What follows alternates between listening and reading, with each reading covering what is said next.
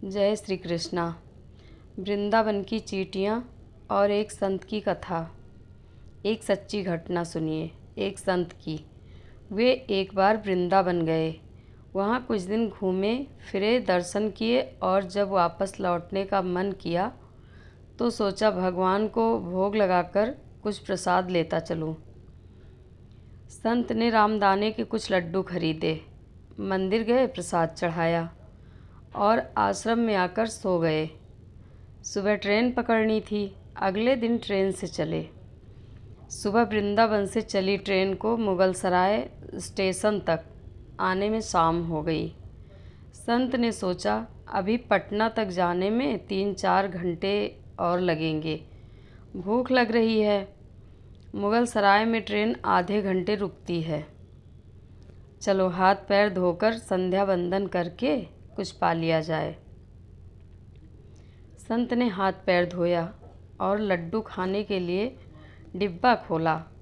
उन्होंने देखा लड्डू में चींटे लगे हुए थे।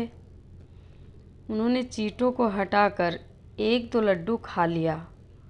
बाकी बचे लड्डू प्रसाद बांट दूंगा, ये सोचकर छोड़ दिए।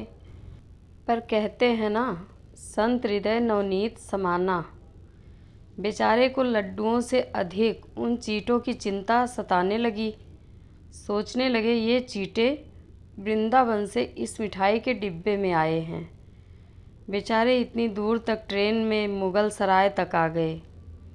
कितने भाग्यशाली थे, इनका जन्म वृंदावन में हुआ था। अब इतनी दूर से पता नहीं कितने दिन या कितने जन्म लग जाएंगे इनको वापस पहुंचने में। पता नहीं ब्रज की धूल इनको फिर कभी मिल पाएगी या नहीं। मैंने कितना बड़ा पाप कर दिया, इनका वृंदावन छुड़वा दिया। नहीं, मुझे वापस जाना होगा। और संत ने उन चींटों को वापस उसी मिठाई के डिब्बे में सावधानी से रखा और वृंदावन की ट्रेन पकड़ ली। उसी मिठाई की दुकान के पास गए, डिब्बा धरती पर रखा और हाथ जोड़ लिए। मेरे भाग्य में नहीं कि तेरे ब्रज में रह सकूं, तो मुझे कोई अधिकार भी नहीं है कि जिसके भाग्य में ब्रज की धूल लिखी है उसे दूर कर सकूं।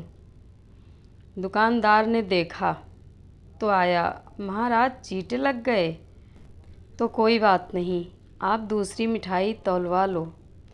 संत ने कहा, भैया मिठाई में कोई कमी नहीं थी, इन हाथों से पाप होते होते रह गया, उसी का प्रायश्चित कर रहा हूँ। दुकानदार ने जब सारी बात जानी तो उस संत के पैरों के पास बैठ गया, भावुक हो गया। इधर दुकानदार रो रहा था, उधर संत की आंखें गीली हो रही थीं।